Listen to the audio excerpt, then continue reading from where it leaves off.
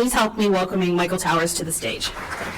The key to surviving this session is going to be caffeination. Mental health isn't the priority. Over 80% of employees would consider quitting their current job for a job that cared more about their mental health. You guys are sitting in high school thinking, you know what, I want to be an HR professional. And if you knew in high school you wanted to be an HR professional, you were probably also a resident assistant in college too. Such fun killers.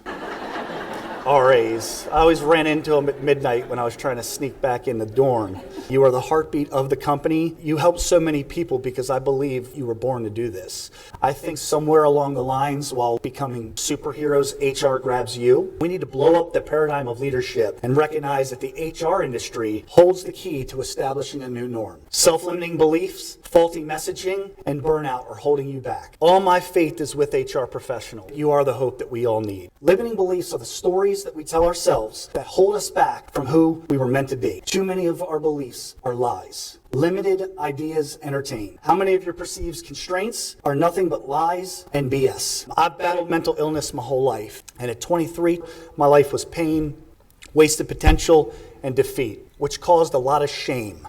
When I was a kid, I loved life. I believed I was capable of anything. My childhood wasn't perfect. I had an alcoholic father that was picked on relentlessly. They told me I was nothing and that nobody wanted me around. And I didn't take the abuse passively. I fought back. I got beat up a lot. My inner voice told me that I didn't matter and I wasn't good enough. But I was prepared to fight to prove to you that I was worthy, even though I didn't believe it myself. Strive for better work-life balance. By setting limits and looking after yourself, you can achieve the work-life balance that's best for you. Sleep can have a huge effect on how you feel both emotionally and physically. Exercise and eat right for self-care. It boosts our mood, it reduces stress and anxiety. Eating healthy keeps our minds working and alert. But make sure you schedule your self-care time and guard it with everything that you have.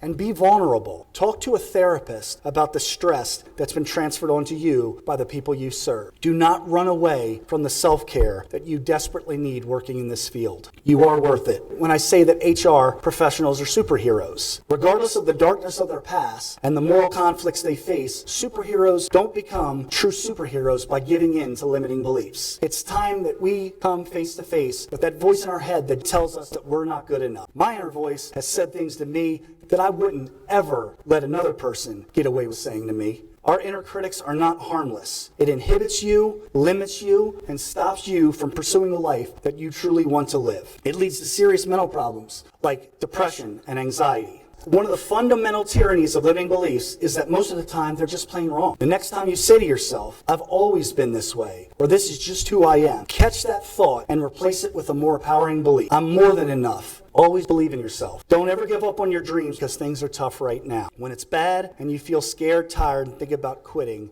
keep moving forward. True leadership is an inside job. I signed up for a men's retreat because of the voices in my head that told me I wasn't good enough. If I stopped believing that lie, I'd have confidence. I thought about what was blocking me from that confidence. It was the bullies that tormented me growing up. I flashed back to the schoolyard. You're a loser. You're worthless. We don't want you around. But this time I wasn't on the schoolyard. I was a spectator watching it all unfold. At that moment, the bullies needed to go. I harnessed a lifetime of anger and I shoved those messages out of my life forever. My entire life, I had been locked in a self-imposed prison. I was the warden and the CO, and the whole time I had the key. I was free of shame and was no longer shackled by the lies I told myself. I dried my tears and looked into that mirror, and I said, you are good enough. The BS holding me back was no more. I had a new identity. I'm good enough.